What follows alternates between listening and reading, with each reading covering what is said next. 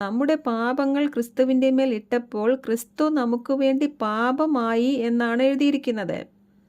അതായത് ക്രിസ്തു പാപം അറിയാത്തവൻ ആയതിനാൽ നമ്മുടെ പാപങ്ങൾ അവൻ്റെ മേൽ ചുമത്തിയപ്പോഴും ക്രിസ്തു പാപിയായില്ല, പാപം ആവുകയാണ് ചെയ്തത്.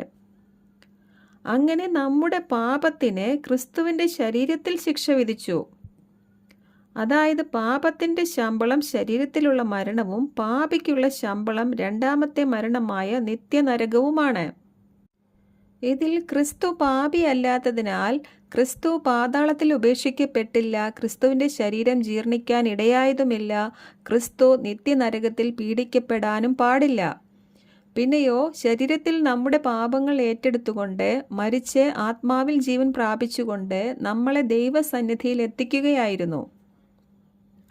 ശ്രദ്ധിക്കുക, അതുകൊണ്ടാണ് ക്രിസ്തുവിൽ വിശ്വസിക്കാത്ത ഒരാൾ നിത്യ അഗ്നിയിൽ